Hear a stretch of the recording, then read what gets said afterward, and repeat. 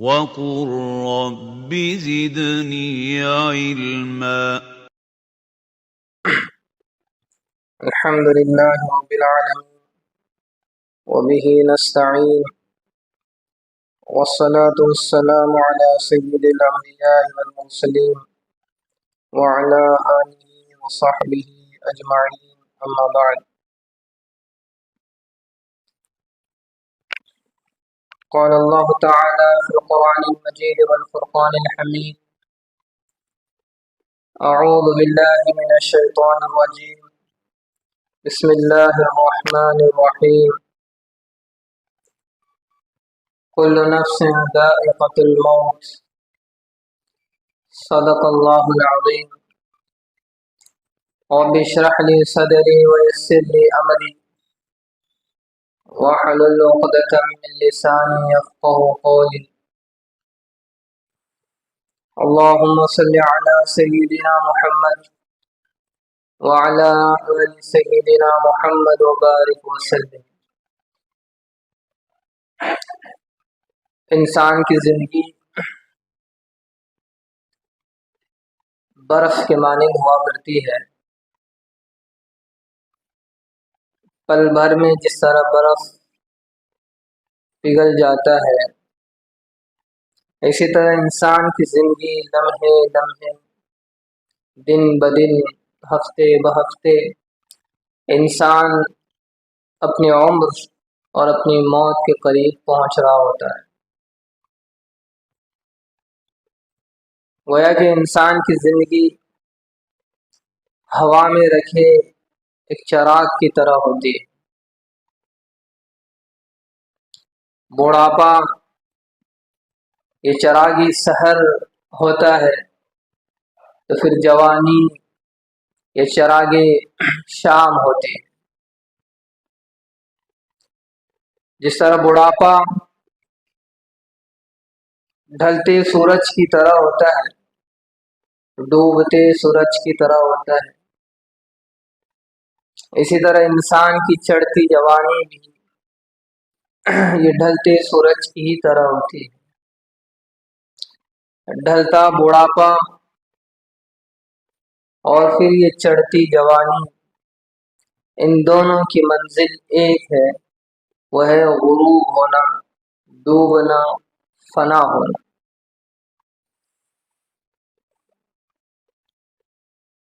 جس طرح ہوا میں رکھے ہوئے چراغ بس ایک ہوا کے جھونکے کا محتاج رہتا ہے، جو ہی ایک ہوا کا جھونکا اس کو لگ گیا وہ چراغ بجھ گیا. اسی طرح انسان کی زندگی جس میں انسان جی رہا ہے وہ بس ایک پل کی محتاج ہوتی ہے، ایک پل کی محتاج. پلک جھپکنے کی دیر میں انسان اس جہاں سے اس جہاں پہنچ جاتا ہے. لمحے یوں سمجھے کہ انسانی زندگی بس اس کی حیثیت یوں ہے کہ ایک آدمی رو رہا ہے اور اس کے آنسوں کے قطرے ہیں آنکھوں میں، ایک قطرہ اس کی پلک پر ہے. پلک جھپکنے پر جو ہی وہ قطرہ زمین پر گرا اور مٹی میں مل گیا. جب انسان کی زندگی موت سے ٹکراتی ہے، جب انسان کی زندگی موت سے گلے لگتی ہے، تو لمحوں میں یہ زندگی مٹی کا ڈھیر ہو جاتی، ساری مٹی میں تبدیل ہو جاتی. اس کی آسائش، آرائش، مال، دولت، شہرت، عزت، جو کچھ تھا، جب یہ زندگی موت سے ٹکراتی ہے، گلے ملتی ہے، تو پھر یہ مٹی مٹی ہو کر رہ جاتی.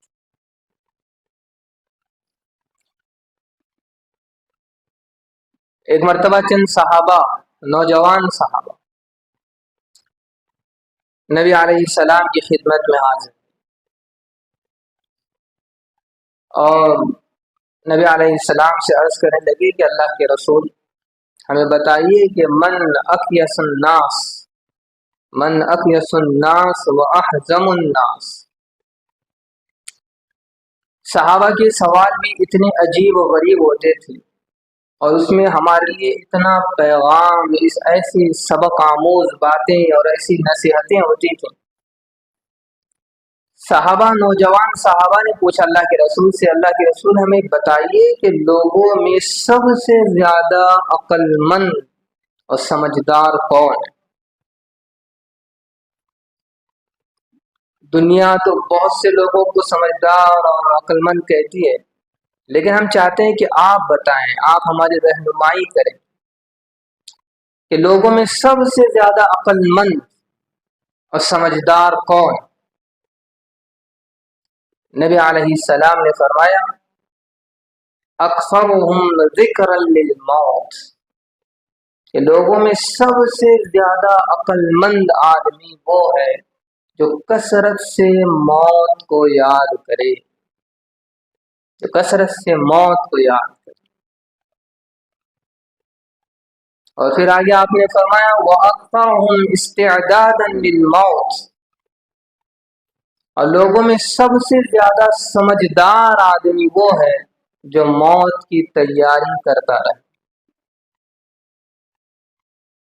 پھر آگے آپ نے فرمایا اولئک هم الاکیاس، یہ ہیں عقل مند لوگ، یہ ہیں سمجھدار لوگ، ذہبوا بالشرافۃ الدنیا والآخرہ، انہوں نے دنیا کی شرافت بھی حاصل کی، دنیا کی عزت بھی انہیں ملی اور آخرت کی کامیابی بھی انہیں ملی۔ کون؟ جو موت کو کثرت سے یاد کرتے ہیں اور پھر بس یاد ہی نہیں بلکہ موت کی تیاری بھی کرتے رہتے ہیں، یہ ہیں عقل مند اور سمجھدار لوگ۔ ایک دوسری حدیث میں نبی علیہ السلام نے ارشاد فرمایا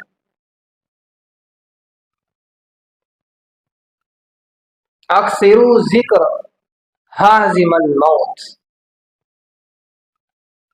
آپ نے فرمایا کہ اس چیز کو کثرت سے یاد کرو جو چیز تمہارے ارادوں کو کمزور کر دے، تمہاری لذتوں کو ختم کر دے، تمہاری امیدوں کو توڑ دے، تمہارے جذبات کو سرد کر دے اور پھر تمہارے خوابوں کو چکنا چور کر دے، اس چیز کو کثرت سے یاد کرو۔ صحابہ نے پوچھا اللہ کے رسول آخر وہ چیز کون سی ہے جو جذبات کو، خواہشات کو، لذتوں کو، ارمانوں کو، ارادوں کو، امیدوں کو تہس نہس کر دے؟ تو نبی علیہ السلام نے فرمایا قال الموت، الموت، الموت، کہ وہ چیز موت ہے، موت ہے۔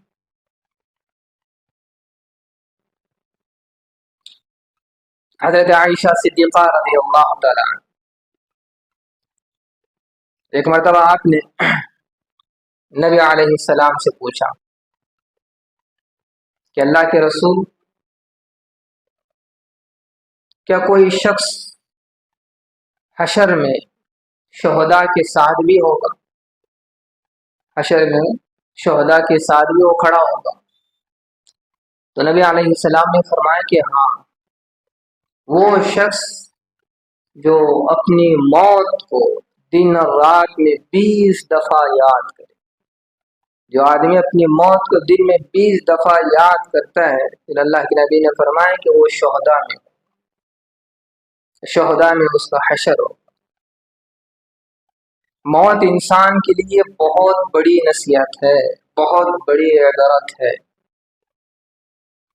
ابو بکر صدیق رضی اللہ تعالیٰ عنہ فرمایا کرتے تھے کہ انسان تم دنیا کی چیزوں میں لگے ہوئے ہو، دنیا کے پیچھے دوڑ رہے ہو، دنیا کے پیچھے بھاگ رہے ہو، اور دنیا تمہیں اپنے سے نکالنے میں سرگرم ہے، دنیا تمہیں اپنے سے جدا کرنے میں لگی ہوئی ہے، اور تم ہے کہ تم اسے گلے ملنا چاہ رہے ہو، اپنے قریب رکھنا چاہ رہے ہو، اس کے پیچھے دوڑ رہے ہو، اور دنیا تمہیں اپنے سے نکالنے میں سرگرم۔ آج ہماری ساری کوششیں یہی ہوتی ہیں کہ کشادہ گھر ہو، اچھا خاصا کمرہ ہو، بڑے بڑے इमारतें हों, ज़ेब व ज़ीनत हों, आसाइश हो, आराइश हो, अगर काश कि हमारी ये कोशिशें इस अंदाज से होती कि मेरी कब्र में कुशादगी हो, मेरी कब्र वसी हो, मेरे कब्र में आमाल का नूर हो, फिर इंसान मेहनत करता। लेकिन आज हमारी जिंदगी इस तरह गुजर रही है कि हम बिल्कुल मौत से गाफिल हैं, मौत से बिल्कुल गाफिल। हमें मौत का एहसास भी नहीं है। हम यूँ जिंदगी गुजार रहे हैं दुनिया के पीछे अपनी मशगूलियत में कि हमें ये एहसास खत्म हुआ है कि मुझे मरना है। उम्मीदें, ख्वाबें और इरादे, और मौत भी अजीब चीज है। मौत ऐसी है कि अगर कोई इंसान मौत को भुला कर जिंदगी गुजारना चाहता है तो उसके बावजूद भी दुनिया की हर चीज इंसान को पैगाम फना देती है।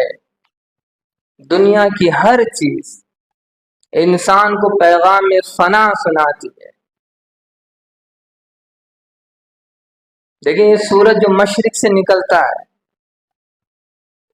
मशरिक से निकल कर ये मगरिब में जब डूब रहा होता है तो इंसान को ये पैगाम देता है कि इंसान एक वक्त भी तेरी जिंदगी का सूरज डूबने वाला है, गुरूब होने वाला है। दुनिया की हर चीज इंसान को पैगाम फना देती है। दरख्त ये पैगाम देता है, जब एक बीज को जमीन में बोया जाता है और वो दरख्त बीज फूट कर पौधा बनता है, फिर तना आवर दरख्त बनता है और फिर उस पर फल फूल आ जाते हैं, लोग उसे इस्तेमाल करते हैं, उससे फायदा उठाते हैं, उससे लज्जतें लेते हैं। बिलाखिर उसका एक वक्त आता है कि अब उस दरख्त को काट दिया जाता है, जला दिया जाता है, या फिर उसे किसी फर्नीचर की शक्ल दी जाती है। तो ये पैगाम दरख्त देता है कि ऐ इंसान तेरी ये तेज रफ्तार जिंदगी भी एक दिन काट दी जाए, तुझे लम्हे भर की मोहलत भी नहीं होगी। जिस रफ्तार से तू जिंदगी चला रहा है और जिस तेज रफ्तार से चल रहा है, तेरी इस रफ्तार को एक दिन रोक दिया जाएगा, काट दिया जाएगा।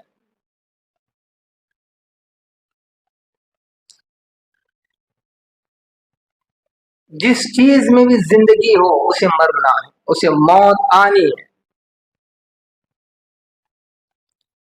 एक मरतबा अफलातून से किसी ने पूछा,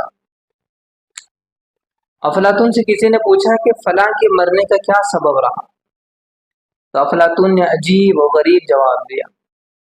अफलातून कहने लगा कि उसकी मौत का सबब जिंदगी है, उसकी मौत का सबब जिंदगी है। इसलिए कि जिंदगी है तो इसका मतलब मौत है।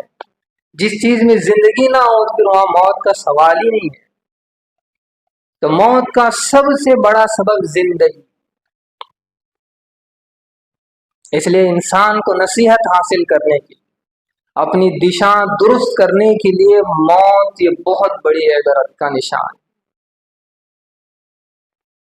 खुलफाए राशिदीन, जरा देखें सहाबा मौत को किस अंदाज से, किस नजर से देखा करते। हज़रत अबू बकर सिद्दीक रज़ी अल्लाह तआला अन्हु फरमाया करते थे कि इंसान जब सुबह उठता है तो अपने अहले खाना के साथ उठता है, लोगों के साथ, अपने घर वालों के साथ उठता है, और मौत उसके जूते के तस्मे से भी ज्यादा करीब तर होते हैं। इतने करीब मौत इंसान के होती।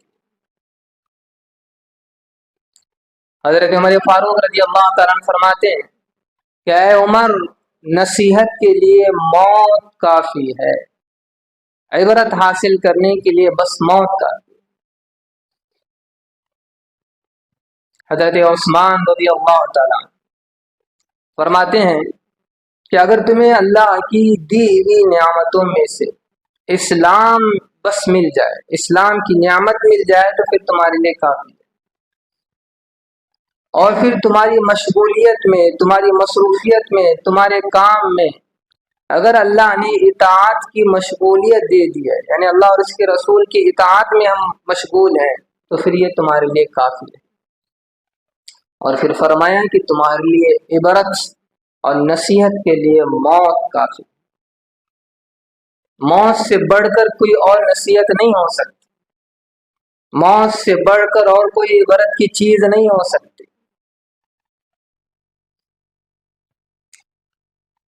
نبی علیہ السلام نے صحابہ سے ایک مرتبہ اپنی دوستوں میں، صحابہ میں، یاروں کے ساتھ بیٹھے ہوئے تھے، تو نبی علیہ السلام نے پوچھا کہ ذرا بتاؤ کہ موت کے تعلق سے تمہارا کیا خیال ہے، موت کو تم کس انداز سے دیکھتے ہو؟ تو ایک صاحب رسول نے کہا کہ اللہ کے رسول، ہم موت کے تعلق سے میں یہ سمجھتا ہوں کہ جب میں صبح اٹھتا ہوں تو پھر مجھے یہ یقین نہیں رہتا کہ میری زندگی کی رات میں دیکھوں گا، مجھے پتہ نہیں۔ تو صاحب رسول نے کہا، دوسرے صاحب رسول نے کہا کہ اللہ کے رسول، میں 4 رکعت کی نیت کرتا ہوں، پھر اب مجھے یقین نہیں ہے کہ میں ان 4 رکعتوں کو مکمل کر پاتا ہوں یا نہیں۔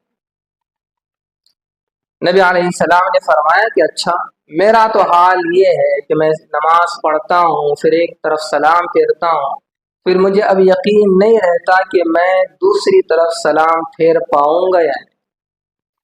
موت انسان کی اتنی قریب ہے، اتنی قریب، شہرگ سے بھی زیادہ قریب، اور جب موت آتی ہے تو کوئی لمحہ، کوئی سیکنڈ انسان کے لیے اس کی کوئی گنجائش نہیں، نہ ایک قدم پیچھے نہ ایک قدم آگے۔ امام مالک رحمہ اللہ بہت بڑے امام گزرے ہیں، 17 سال مدینے میں آپ نے درس دیا حدیث کا، اور نبی علیہ السلام سے ایک عجیب و غریب محبت، حد درجے محبت، نبی علیہ السلام سے اتنی محبت تھی کہ ان کی تمنا اور ان کی یہ خواہش تھی کہ موت مجھے مدینے میں آئے، اس لیے انہوں نے بس اپنی زندگی میں فرض حج ادا کیا تھا، اس کے بعد پھر حج کا ارادہ انہوں نے نہیں کیا، اس ڈر سے کہ میں کہیں مدینے سے باہر جاؤں اور مجھے موت آ جائے۔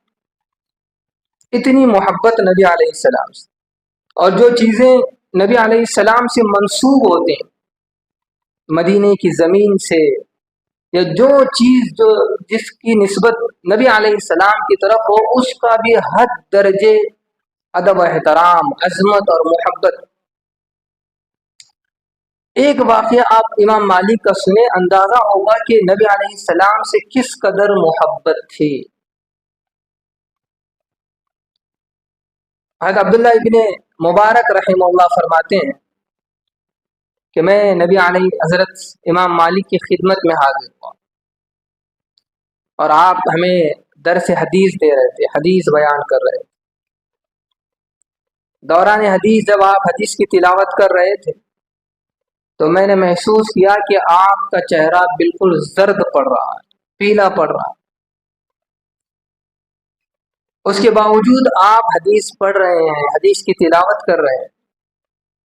جب کافی دیر کے بعد حدیث کا سلسلہ ختم ہوا، مکمل ہوا، جب آپ حدیث کی تلاوت سے فارغ ہو گئے تو آپ نے، امام مالک نے مجھ سے کہا کہ عبداللہ ذرا میری کمر کو تو دیکھو۔ حضرت عبداللہ ابن مبارک کہتے ہیں کہ جو ہی میں نے آپ کی کمر سے کرتا اٹھایا تو ایک بچو جس نے 16 دفعے آپ کو ڈسا تھا، 16 دفعے۔ تو میں حیران ہوا، امام مالک سے کہا کہ آپ بتا دیتے۔ تو امام مالک رحمہ اللہ نے کہا کہ میرا دل گوارا نہیں کر رہا تھا کہ میں اپنی تکلیف کی خاطر نبی علیہ السلام کی حدیث کو بیچ میں روک۔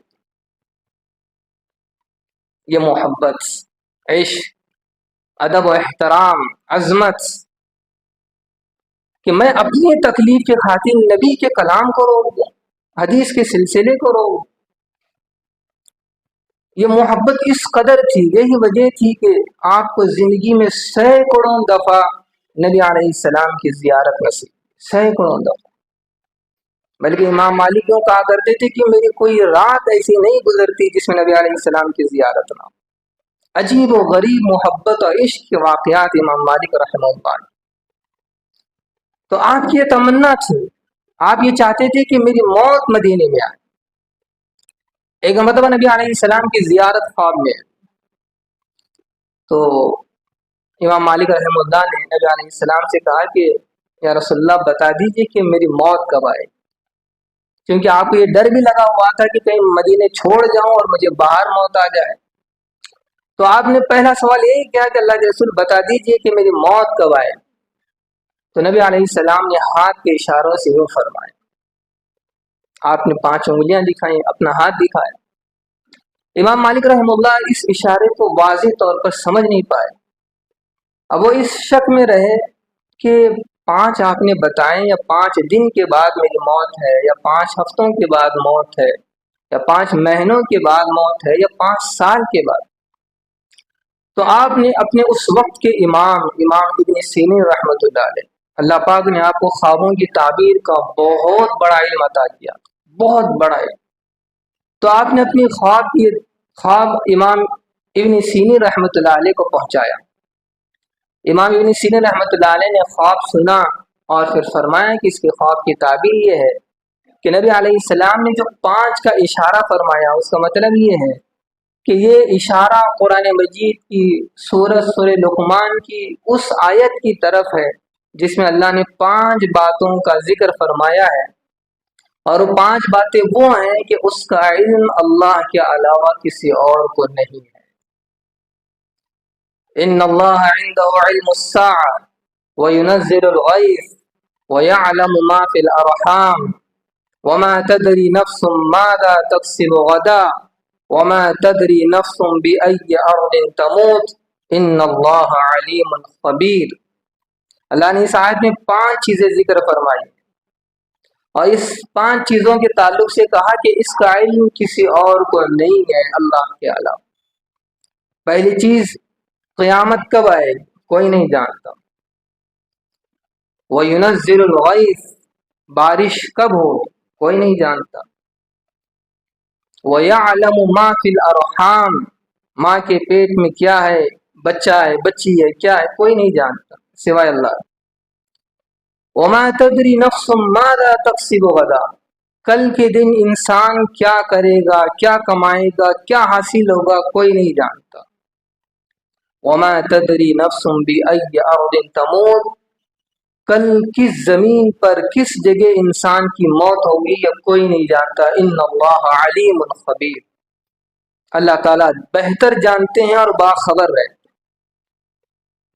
لیکن ان 5 چیزوں میں 2 چیزیں ایسی ہیں جس پر اعتراض ہو سکتا ہے، سوال اٹھ سکتا ہے۔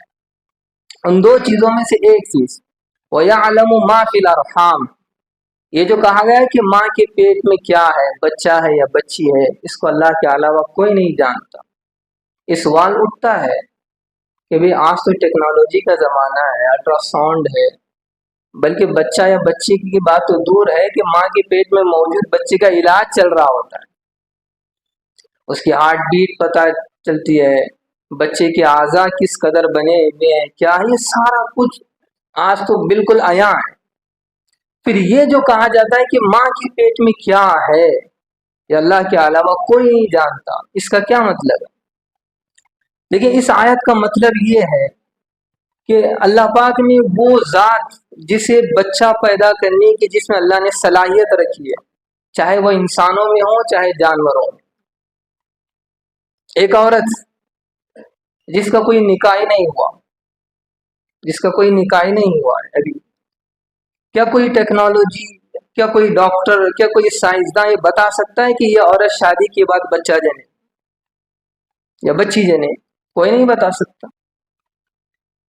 یا یہ کہ آج ہی کوئی بچی پیدا ہوئی ہو، ابھی کوئی پیدا ہوئی ہو، یا کوئی ڈاکٹر، کوئی ایسا آلہ، کوئی مشینری یا کوئی ایجاد، کوئی ٹیکنالوجی یہ بتا سکتی ہے کہ ابھی جو اسی لمحے میں جو بچی پیدا ہوئی ہے، کل جب اس کی شادی ہوگی اس کے پیٹ میں بچہ ہوگا یا بچی ہوگی؟ یہ تو اللہ جانتے ہیں۔ وَيَعْلَمُ مَا فِي الْأَرْحَامِ، یہ مطلب ہے اس کا مطلب یہ نہیں کہ آج تو ٹیکنالوجی، یہ تو اللہ کی قدرت کا شاہکار ہے۔ اللہ نے ہمیں یہ بھی دکھایا کہ ماں کے پیٹ میں کیا چل رہا ہوتا ہے۔